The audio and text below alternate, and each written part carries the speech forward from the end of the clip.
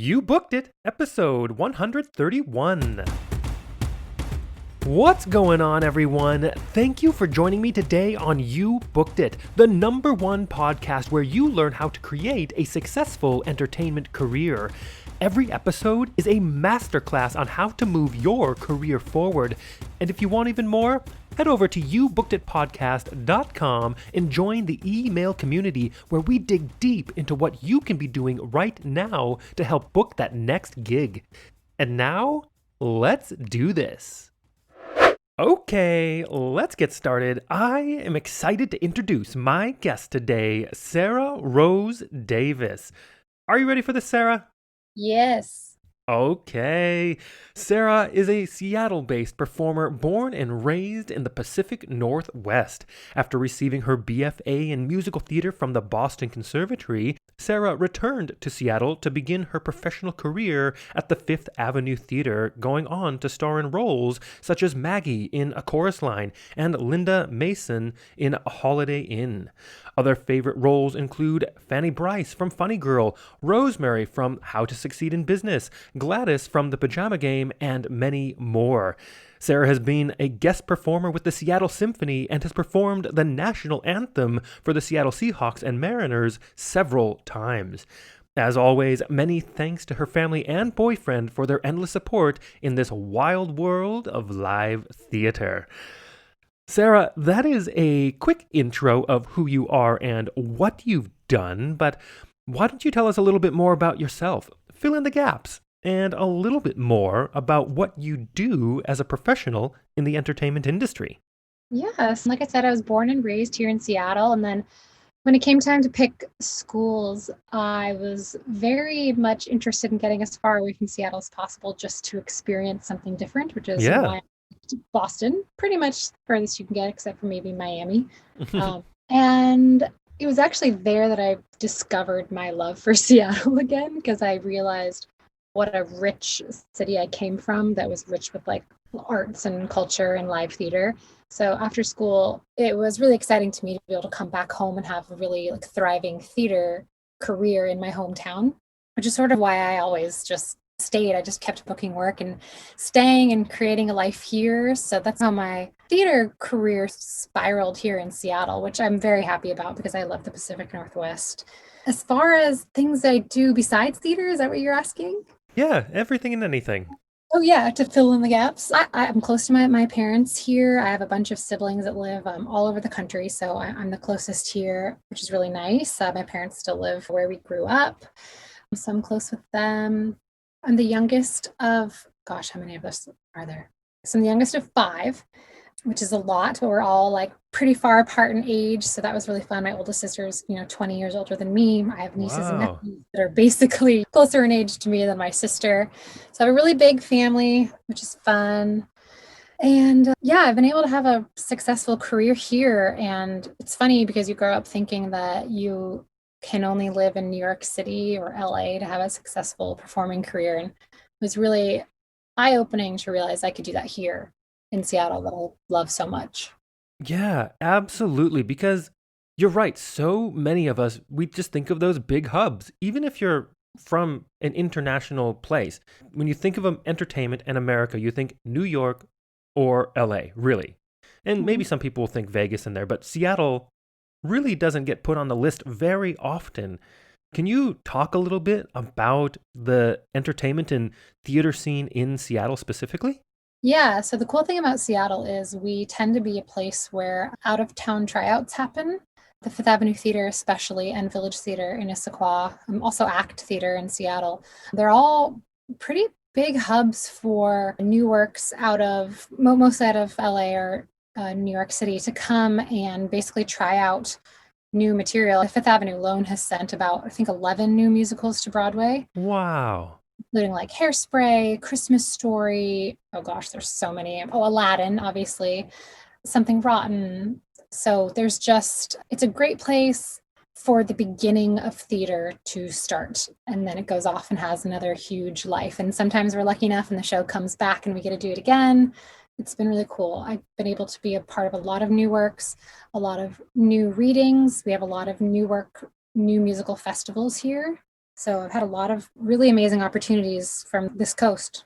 Oh, that's so good. And I'm so glad that you elaborated on that a bit because Seattle is, you're right, it is a beautiful city to live in and be a part of. There's so much going on there. And it's good for people to know that is a huge, fantastic market for this industry that just goes missed out so often, unfortunately. So Yeah, thank you for expanding on that. absolutely. Yeah. And let's dig into this first section here. And Sarah, look, I am a sucker for a good quote. What is your favorite quote you'd like to share with everyone? Oh gosh, my favorite quote. Okay, it's real simple and it's from a musical, and my mother says it to me all the time. In fact, I have it tattooed on my wrist. All right. It's Sing Out Louise, Smile Baby, which is just my mother sends that to me every time before I have a performance or a big interview or what have you. She texts that to me almost every single time I have a show. Not every performance, but like on every opening night of a new show. Right. So I have it tattooed on my wrist in her handwriting. Oh, I love that. So good. And let's dig in to this next section here. And Sarah, of course, you're an entertainer. I'm an entertainer. And I think that you'd agree that this industry can be one of the most subjective, brutally honest, personally emotional industries in existence.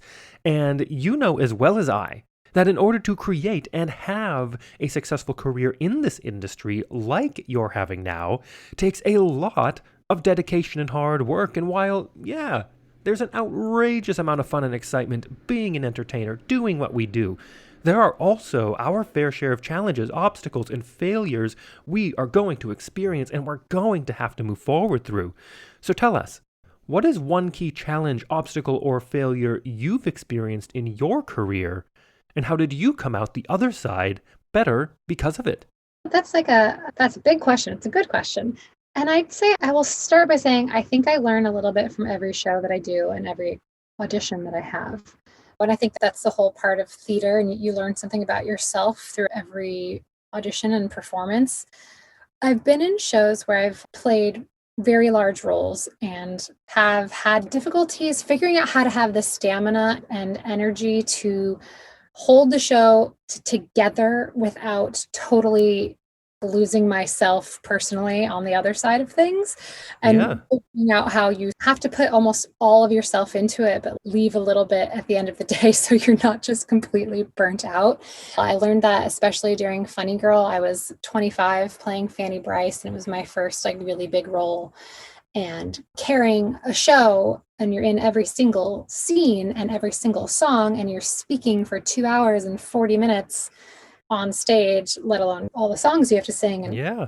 it's a really interesting journey to figure out how to keep my energy going and my spirits up and figure out how to just do that. And that was a great learning experience, that show. I wish I could do it again, because just knowing what I know now and performing how I perform now, I just wish I could do that show again. Right. Oh, Yeah, I'm and glad that you talk about the stamina stuff a bit because I also heard that you were hitting on kind of the emotional side of things as well, not yeah, just the purely physical.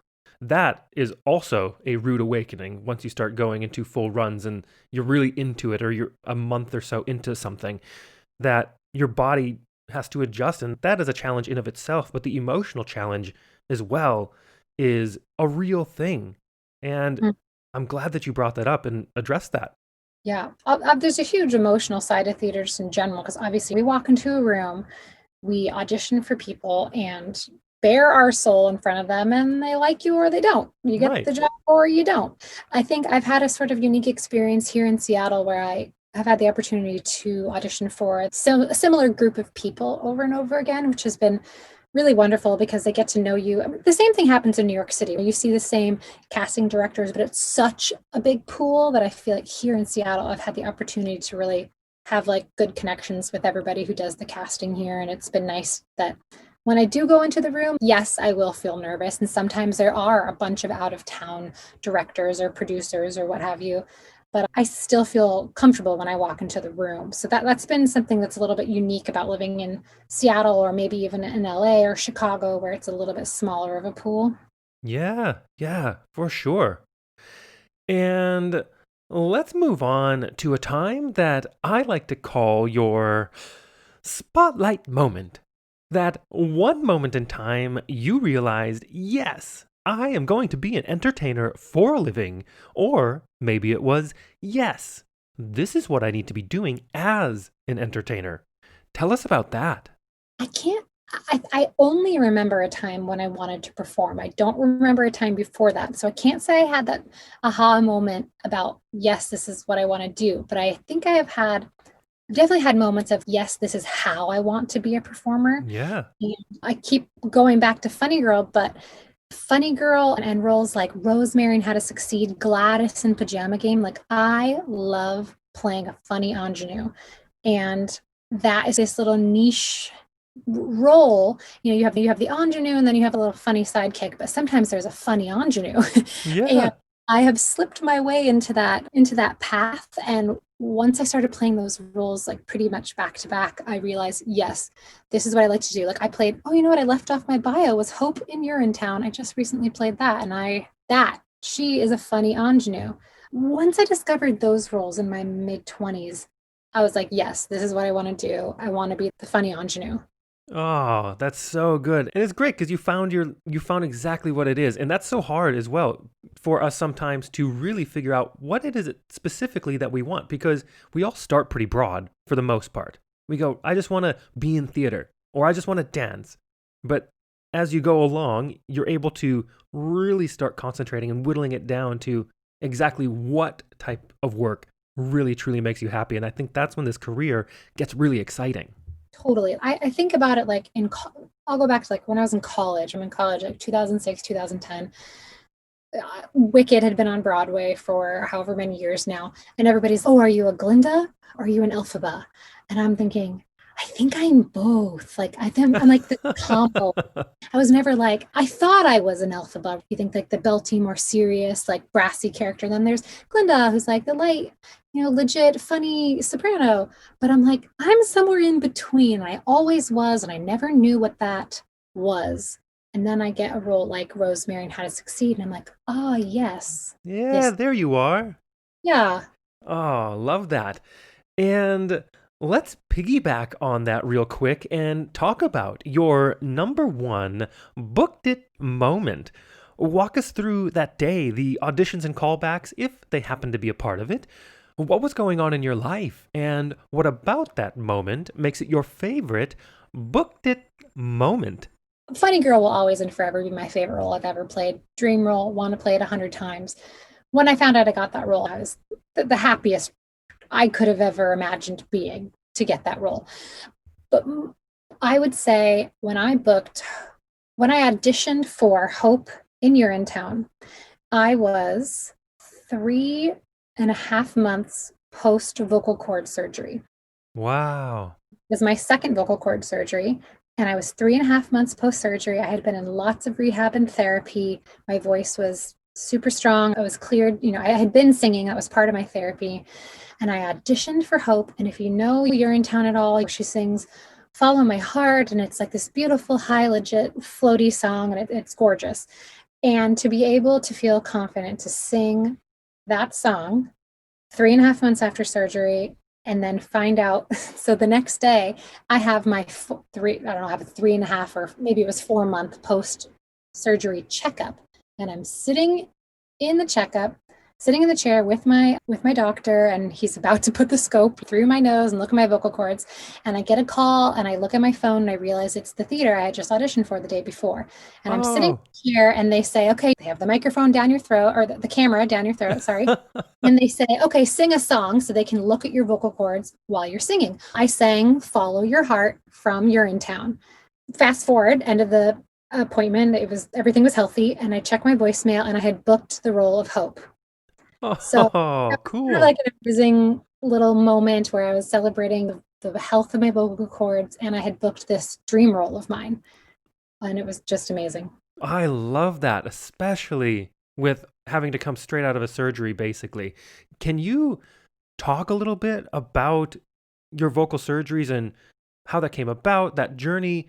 Anything, any opinions on vocal health? anything along those lines? Yes, I've written a couple, not papers, but little outlines about this because I've taught locally here some master classes about vocal health and my experience and wanting to normalize vocal injuries. So I'll have to go back.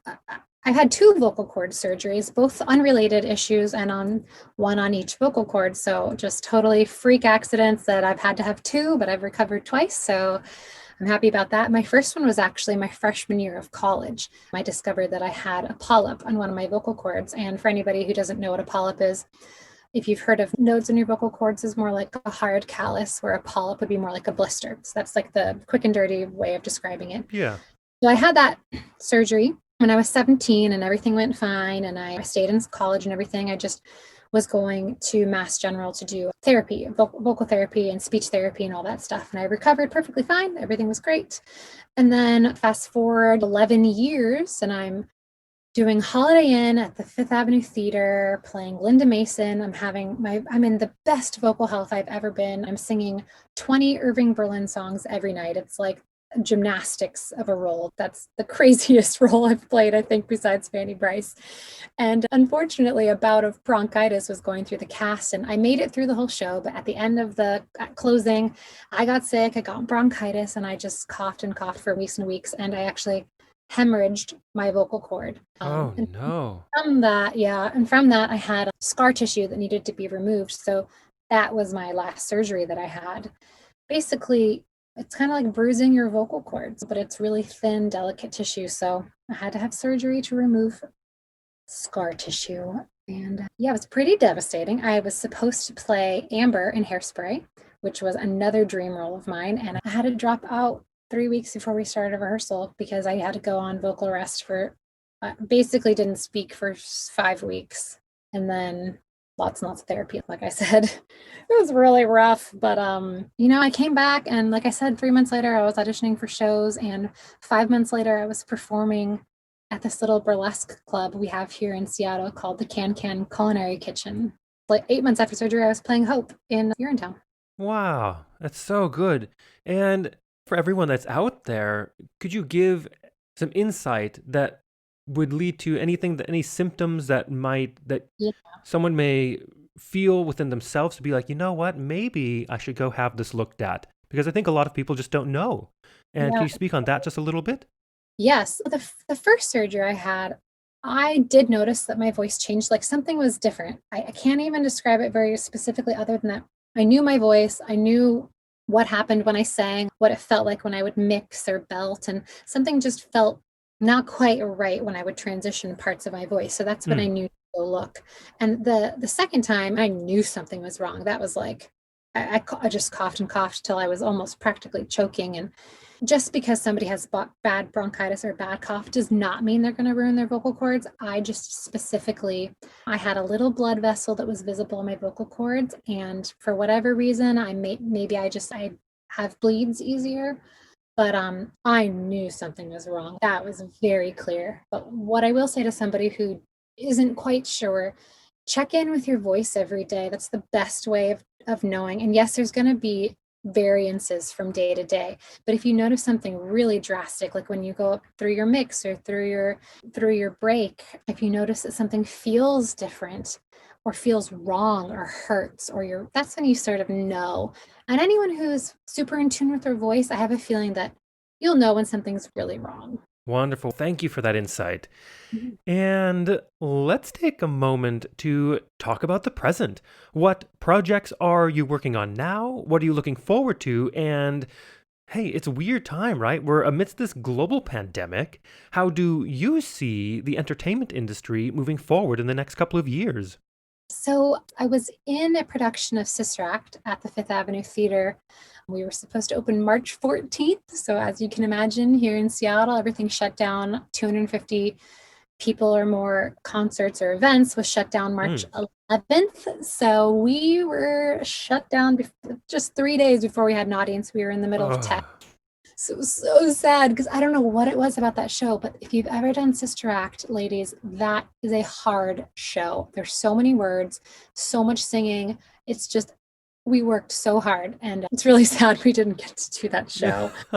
Oh man. But yeah, as far as performing, we're pretty locked down tight here in Seattle as far as what you're allowed to do. So I really haven't been doing a lot performance wise, but I am I'm artistic and creative like with my hands. So I have been doing embroidery, and I have a little like embroidery Instagram, and I sell embroidery, and that has been keeping me super busy, which has been awesome.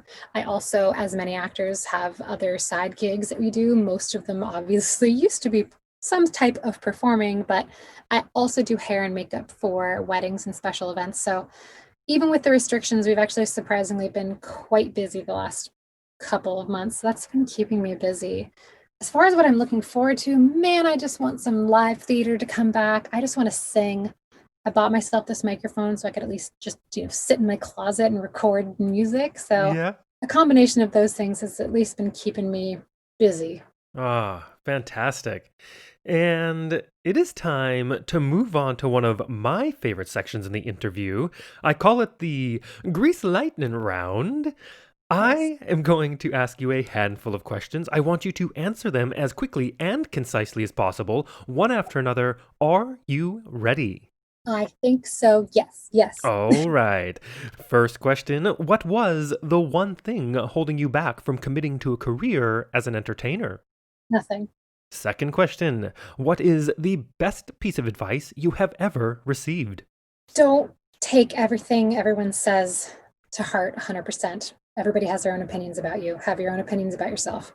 Exactly. And I think there's also something to be said about the fine line of not taking it to heart, but also being open to hearing things Totally. and going, okay, does that apply to me? Is that worth fitting into my life and taking that on? Mhm. To not be so shut off or to let your ego take over too Yes. much.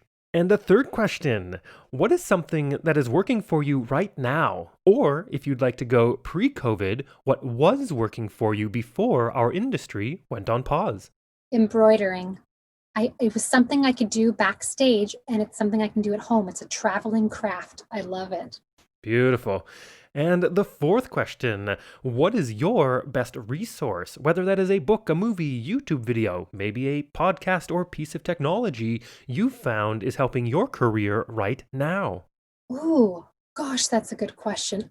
A few of my favorite comedic TV shows because they remind me what I love about performing, and it is comedy. And that would be The Office, The Good Place, Schitt's Creek, and Frasier.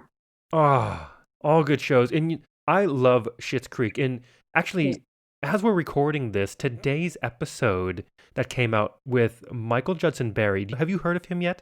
No, I haven't. Okay, check him out on TikTok or Instagram. He's blown up. He's a streaming sensation. And he does these parodies where he is Moira Rose, and Oh, it is hilarious. If you like Schitt's Creek, you will die when you watch these. They're okay. I hilarious. got And then listen to his episode too, because that's also a really good one. okay. And the fifth question. If you had to start your career from scratch, but you still had all the knowledge and experience you've collected from your career in this industry, what would you do or not do? Would you do anything differently, or would you keep it the same? I think I would keep it the same. Maybe not hesitate getting my tattoos when I did, because you know what? You can just cover those up. Yeah, there you go. And the last question, what is the golden nugget knowledge drop you've learned from your successful career in this industry you'd like to leave with our listeners? Be someone that people want to work with over and over again, and know your stuff. Like, Uh, know when you have to learn something, learn it and know it, commit it to heart, and be open for change. Oh, that was all gold. Thank you so much for those. Just give a quick rewind for that, everybody, and listen to that little bit. And to wrap up this interview, Sarah, it is time to give yourself a plug. Where can we find you? How do our listeners connect with you? Is there anything you want to promote? The best way would be just my Instagram. I have two different Instagrams. One's for embroidery, which I sell some of my embroidery through there, and the other one would be my regular Instagram handle is just Sarah Rose Davis, and my embroidery Instagram is Sarah Rose _embroidery, which you can also find listed at my regular Instagram. I have a website, but it's in flux. I need to update it. Obviously, it's as websites go, sometimes they fall behind on the updated info. So I wouldn't say you'd find anything too entertaining there. However, my website is sarahrosedavis.com, and there's some fun old videos on there and pictures from productions and a handful of YouTube videos and stuff. Beautiful. And for everyone listening out there, I have put the links to everything Sarah just said into the description of this episode, so you can easily connect with her. Sarah, thank you so much for being here and joining me today. It's been a pleasure. Thank you for having me. Thank you so much for joining us today. Don't miss an episode. I have a new guest 7 days a week. Every guest drops more value and insight than any other resource out there, so make sure you hit that subscribe button. If you enjoyed this episode, we'd love to hear from you. Leave us a rating and review.